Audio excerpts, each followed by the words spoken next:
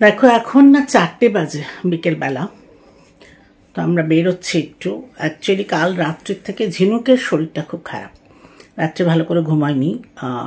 আর ওরা তো বলতে পারে না, কাজে কি হচ্ছে বোঝা যাচ্ছে না, কিন্তু মানে জোরে জোরে নিঃশ্বাস নিচ্ছে। প্রপারলি যেটা রিল্যাক্সড হয়ে ওরা সাইডে শোয় সেটাও শুতে পারছে না।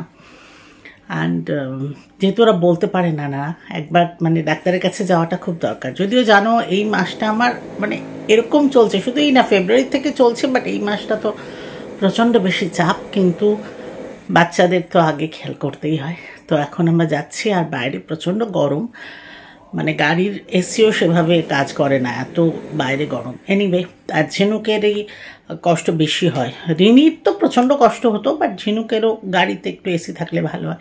তো এখন দেখা যাক কতটা কমফোর্টেবল নিয়ে যেতে পারি। সেকেন্ডলি হচ্ছে যেটা, সেটা হচ্ছে ওকে যেহেতু সামলাতে হবে, জানি না কতটা রেকর্ডিং করতে পারবো বা ডাক্তার কি বলবে। এনিওয়ে, বাট তোমাদের আমি দেখাচ্ছি, ও সকাল থেকে আমাকে একটা মুহূর্ত ছাড়েনি। সমানে আমার কোলে মাথা রেখে ও শুয়ে আছে। আর যেটা বললাম যে যেটাতে ওরা রিল্যাক্স হয়ে শোয়ে সাইডে, সেটা তো একদমই হচ্ছে না, মানে ওকে করে দিলেও ও সোজা হয়ে যাচ্ছে। যাই হোক, এক্ষুনি ভাত খেয়ে উঠলাম, কারণ জানো আমার তো সবই লেটে লেটে হয়। জাস্ট এবার দৌড়াচ্ছি ডাক্তারের কাছে। চলো দৌড়াই, অলরেডি ঝিনুক চলে গেছে, এবার আমিও নিচে যাই। আই থিঙ্ক সব কিছু ঠিক মতো হবে, দেখা যাক। আশা করছি কিছু সিরিয়াস হবে না। আসলে কি, ওরা তো বলতে পারে না, সেজন্য না ভীষণ কষ্ট হয় ওদের যখন দেখি যে কোনো অসুবিধা হচ্ছে। এনিওয়ে চলো।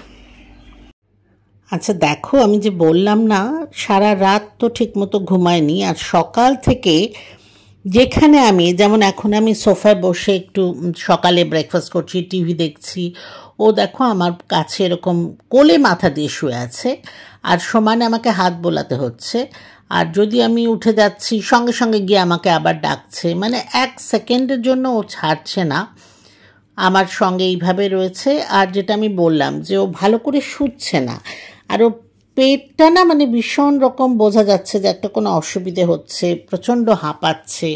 তো সেই সব দেখে না আমার মনে হচ্ছে কি জানি, দেখো পেটটা দেখলেই বুঝতে পারবে, দেখো কিভাবে ওঠানামা করছে। তো আমার না খুব টেনশন হচ্ছে যে, আর এই সময়টা আমি খুব ব্যস্ত, তারপর আমাদের তো কলকাতা যাওয়ারও প্ল্যান। তো সেই সব ভেবে ভাবলাম যে না, একবার ডাক্তার দেখিয়ে নিয়ে আসি। তো বেরিয়ে তো পড়েছি, কিন্তু তোমাদের এখন আমি সকালে রেকর্ডিংটা দেখাচ্ছি। এখন দেখো আমি বেডরুমে এসে গেছি, সেই এক ব্যাপার। এসে ওরকম আমার কোলে উঠে, খাটে উঠে কোলে মাথা দিয়ে শুয়ে আছে, মানে ও আমাকে 1 সেকেন্ডের জন্য ছাড়ছে না। আমার একটা সময় এরম হয়েছিল, পায়ে ব্যথা করছে রীতিমতো, কিন্তু ও উঠছে না। যাই হোক, দেখো গাড়িতে এসে গেছি, ওকে নিয়ে যাচ্ছি। আর অ্যাকচুয়ালি আমরা না অনেক দূরে ডাক্তারের কাছে যাই, মানে আমরা তো থাকি যেখানে, সেখানেও আছে, বাট সেই ডাক্তারদের আমাদের ঠিক ভরসা হয় না। তো আমরা ওদের প্রায় আমার বাড়ির থেকে 1 ঘন্টা যেতে লাগে, ওরকম ডিস্টেন্স আমরা নিয়ে যাই। আর গাড়িতে না সত্যি কথা বলতে 1 ঘন্টা, মানে যতই এসি চলুক যাই হোক, একটু যদি গরম থাকে ওদের কষ্টই হয়। দেখতেই পাচ্ছ কীভাবে জিভ বের করে ও নিঃশ্বাস নিচ্ছে। নর্মালি ও কিন্তু গাড়িতে খুব এনজয় করে, মানে জানলা দিয়ে বাইরে দেখে, খুব এনজয় করে। বাট আজকে না সেটা খুব কম করছে। ইভেন দেখো জানলা দিয়ে দেখছে, সেটা কিন্তু ওর দিকে জানলায় যাচ্ছে না, আমার কোলে উঠে দাঁড়িয়ে। মানে ও ভেতরে ওর একটা কষ্ট হচ্ছে, যার জন্য ও একদমই ছাড়তে চাইছে না, সবসময় আমার সঙ্গে ও একটু জুড়ে থাকতে চাইছে। সেটাতেই আমার আরও মনে হলো যে এরকম কেন করছে। আর রিনি না শেষের দিকটা এরকমই করতো, সেজন্য আমার খুব মানে একটু টেনশনই হয়ে গেছে বেসিক্যালি। তো যাই হোক, আমরা পৌঁছে গেছি, ডাক্তারের কাছে নিয়ে যাচ্ছি। ও দেখো আগে আগে যাচ্ছে, কিন্তু ওই যে পিছন ফিরে ফিরে সমানে দেখছে যে আমি আসছি কি না। তো যাই হোক, এবার দেখা যাক ডাক্তারের ওখানে। অ্যাকচুয়ালি সময় লাগে ওদের নিয়ে, এক তো আমাদের বললামই এত দূর, যাতায়াতে প্রচুর সময় লাগে, আর এইখানেও না মোটামুটি দেখাতে অনেকক্ষণ লাগে। তো আজকে তো জানি না ডাক্তার কি বলে, দেখি সেই বুঝে। দেখো ভীষণ সুন্দরভাবে কিন্তু ক্লিনিকগুলো করা এখানে, মানে দেখতেও ভালো লাগে, ওদের যে নিয়ে আসি সেটাও খুব স্যাটিসফ্যাকশান হয় ডাক্তার দেখিয়ে। তো যাই হোক, ইনিশিয়ালি না যখনই তুমি আনবে ওদের ওয়েট চেক হয়, বেসিকগুলো হয়। এখন যেমন টেম্পারেচার, বডি টেম্পারেচার দেখছে, দেখার পরে ডাক্তার এসে ডাক্তার পুরো এরকম যেরকম আমাদের দেখে, দেখো স্টেথো দিয়ে পুরো ওকে চেক করছে যে হার্টবিট কেমন আছে। যাই হোক, ওরা না নর্মালি খুব নার্ভাস হয়ে যায় যখন দেখে যে এভাবে ডাক্তার চেক করছে। তারপরে তোর ব্লাড টেস্ট হলো, এখানে দেখো একটু লোমটা কেটেওছে, এই যে এখান থেকে ব্লাড নিয়েছে, ওর ব্লাড টেস্ট হয়েছে।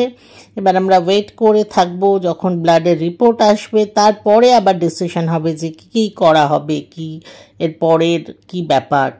তো ব্লাড রিপোর্ট যতক্ষণ না আসছে আমরা ওয়েট করেছি, দেখো এখন ব্লাড রিপোর্ট এসে গেছে। মোটামুটি সব নর্মাল, এই একটা একটু কম আছে, বাট সেরকম খুব কম নয়, বর্ডার লাইন বলতে পারো, বাকি নর্মাল। তো এরপরে ডাক্তার বললো যে ওর একটা আলট্রাসোনোগ্রাফি করতে হবে।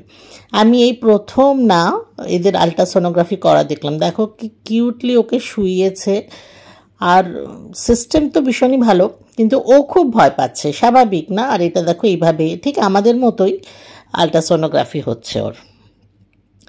ও ক্লান্ত, আমরাও খুব ক্লান্ত। তো ওখানে দেখতেই পাচ্ছ ওর এরকম অনেক বন্ধু এসেছে, আমরা চাইছিলাম যে ও যদি একটু খেলে ওদের সাথে মেশে, বাট ও এতটাই ক্লান্ত না, ও খেলতেও চাইছে না, চুপচাপ দাঁড়িয়ে আছে। যাই হোক, আমরাও খুব ক্লান্ত, মানে অনেকক্ষণ হয়ে গেছে। চলো আবার ফিরতে হবে, এতক্ষণ সময় লাগবে। তো গাড়িতে গিয়ে বসি, বাড়ি ফিরে আবার তোমাদের সাথে কথা বলছি।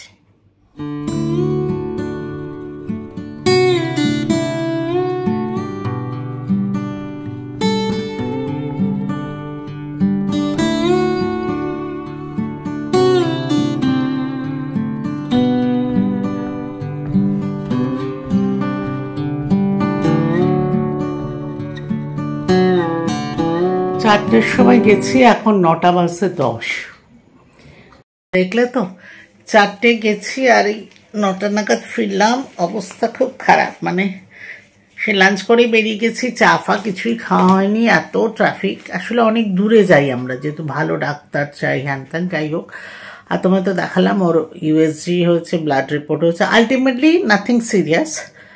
কিন্তু যাই হোক, ওষুধ টষুধ দিয়েছে, বাট একবার দেখিয়ে নেওয়াটা তো, যে তুমি বললাম যেটা, যে খুব দরকার। এরা তো বলতে পারে না কি হচ্ছে। এখন বলছে ওর কোনো ব্যথা হচ্ছিল, আমি তো ভাবছি ওর হার্টের প্রবলেম হচ্ছে, ওকে দেখে আমার সেটা মনে হয়েছিল। যাই হোক, ভালো কথা যে সেরকম কিছু বেরোয়নি। চলো 9টা বাজে, এখন ফটাফট আমাকে কিচেনে যেতে হবে, কিছু একটা করতে হবে, কারণ আজকে সিন্ধুকেও বলেছিলাম সন্ধ্যাবেলা এসো না, তো দেখা যাক কিছু একটা তো ব্যবস্থা করি। যদি চা খায় তাহলে চা ফা করতে হবে, তারপরে ডিনার। চলো আজকে এই পর্যন্তই, খুব তাড়াতাড়ি আবার দেখা হবে।